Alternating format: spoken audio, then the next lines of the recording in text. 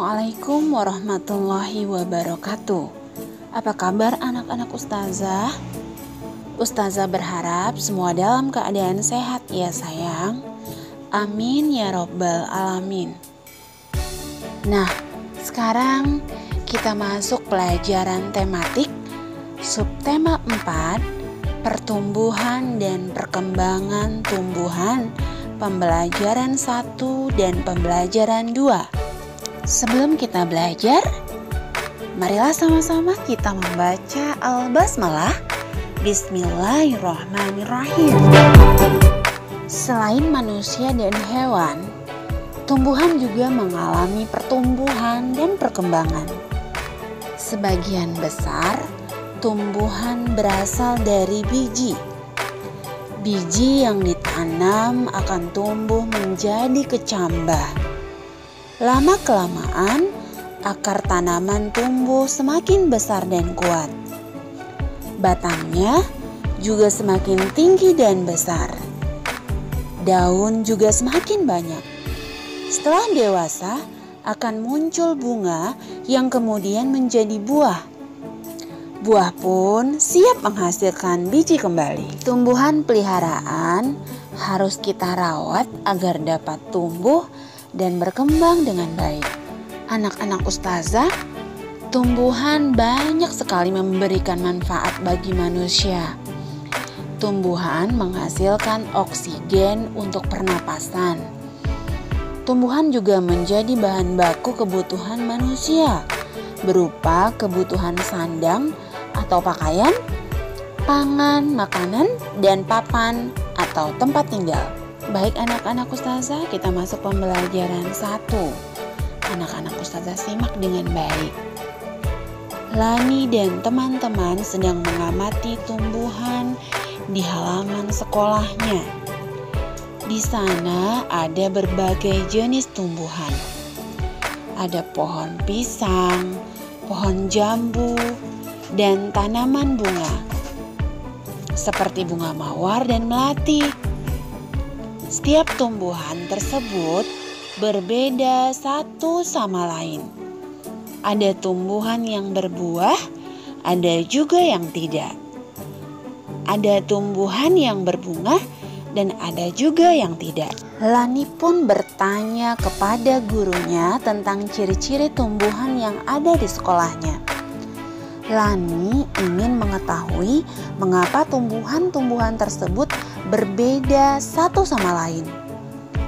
Nah, guru Lani pun menjawab pertanyaan Lani berdasarkan penjelasan yang ada di buku. Nah, berikut penjelasan mengenai ciri dan perkembangan tumbuhan. Perkembangbiakan alami tumbuhan. Tumbuhan berkembang biak dengan cara yang berbeda-beda. Ada tumbuhan yang tumbuh dari tunas, ada pula tumbuhan yang berasal dari biji. Tumbuhan yang tumbuh dari biji biasanya adalah tumbuhan yang memiliki buah berbiji. Misalnya, mangga, jeruk, dan jambu. Tumbuh-tumbuhan tersebut tumbuh dari biji yang ditanam. Biji yang ditanam dan dirawat akan tumbuh menjadi kecambah. Kecambah tersebut akan terus tumbuh menjadi tumbuhan dewasa. Tumbuhan yang sudah dewasa dapat menghasilkan buah. Anak-anak ustazah, selain dengan biji, ada juga perkembangbiakan tumbuhan dari tunas. Contohnya, tanaman pisang. Tumbuhan ini berkembang dari tumbuhan muda yang baru tumbuh dari bagian tumbuhan dewasa. Tunas ini akan terus tumbuh menjadi tumbuhan dewasa. Anak-anak ustazah yang ustazah sayangi, tumbuhan memiliki banyak sekali manfaat bagi manusia. Bagian tumbuhan dapat dibuat menjadi karya kerajinan. Misalnya karya mozaik. Mozaik dibuat dengan menyusun dan menempel kepingan-kepingan kecil bahan membentuk gambar suatu benda. Bahan yang dapat digunakan antara lain potongan daun, biji-bijian, potongan kertas, dan pecahan keramik. Nah, coba anak-anak lihat. Berikut contoh karya seni mosaik. Inspirasi untuk membuat karya mosaik dapat diperoleh dari mana saja. Kamu juga dapat memperoleh inspirasi dari benda-benda di sekitarmu. Ibu memiliki 6 buah jeruk. Jeruk tersebut akan diletakkan dalam 3 piring sama banyak. Berapa banyak jeruk yang ada di setiap piring? Nah, anak-anak ustazah dapat menyelesaikan soal tersebut dengan pembagian. Kamu sudah belajar tentang pembagian di kelas 2 kan? Nah, coba ingat-ingat kembali, pembagian merupakan pengurangan berulang sampai habis. Perhatikan gambar di bawah ini. Ambil 3 jeruk, kemudian letakkan jeruk masing-masing 1 di setiap piring. Kemudian, ambil lagi 3 jeruk sisanya, letakkan jeruk masing-masing 1 di setiap piring. Semua jeruk sudah diambil 3 sampai habis. Ada 2 kali pengambilan jeruk sampai habis. Jadi dapat ditulis 6 kurang 3 sama dengan 0. Ada 2 kali pengurangan sampai habis. Jadi 6 dibagi 3 sama dengan 2. Untuk bilangan yang lebih besar, pembagian lebih mudah dilakukan dengan cara bersusun. Sekarang kita masuk pembelajaran 2. Di halaman rumah Tony terdapat pohon pepaya. Pohon pepaya itu ditanam sendiri oleh ayah Tony. Pohon pepaya tersebut tumbuh dari biji buah pepaya yang ditanam oleh ayah Tony. Berikut penjelasan tentang pertumbuhan tanaman pepaya hingga menjadi sebuah pohon atau tumbuhan dewasa. Pertumbuhan pohon pepaya. Pohon pepaya yang ada di lingkungan sekitarmu berasal dari biji pepaya. Biji pepaya yang ditanam di dalam tanah akan melalui beberapa proses hingga akhirnya dapat menjadi pohon pepaya dewasa. Pertama, biji pepaya yang ditanam akan berkembang menjadi kecambah. Saat menjadi kecambah, dari biji pepaya akan tumbuh akar dan tunas daun kecil. Akar dan batang tumbuhan pepaya juga akan tumbuh dari kecambah tersebut. Selanjutnya, kecambah tersebut akan menjadi tumbuhan pepaya muda.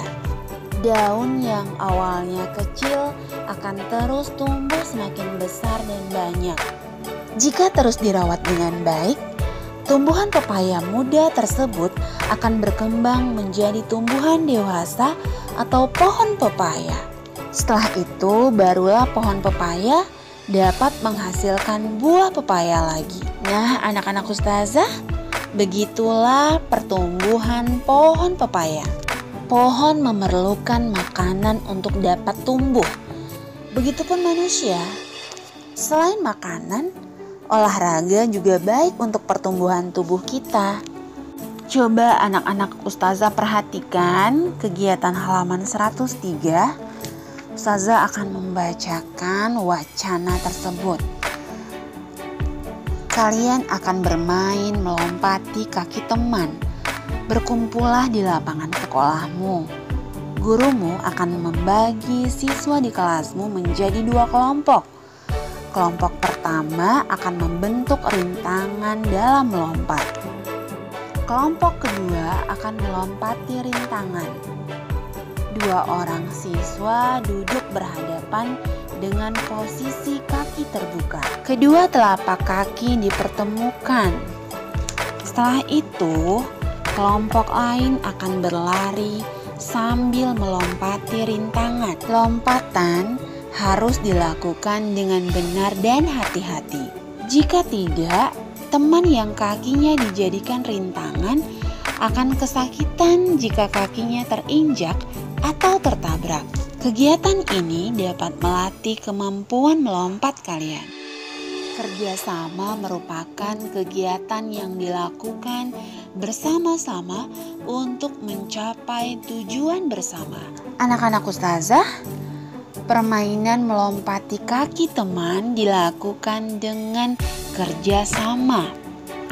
Pernahkah kamu bekerja sama saat bermain?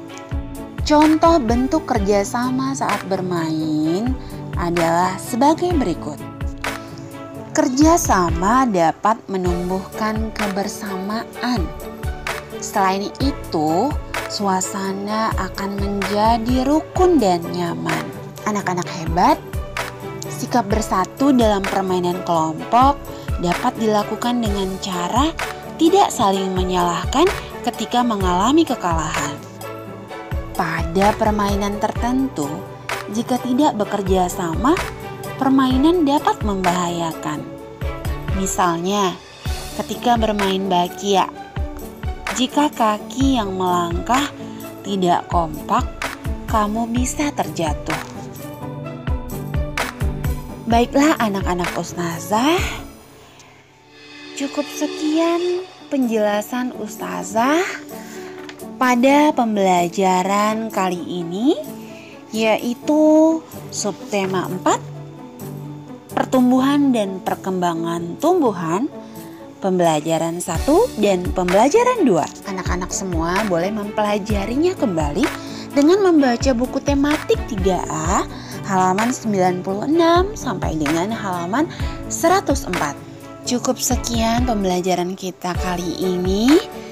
Kita cukupkan dan kita akhiri dengan membaca Alhamdulillahirabbil alamin.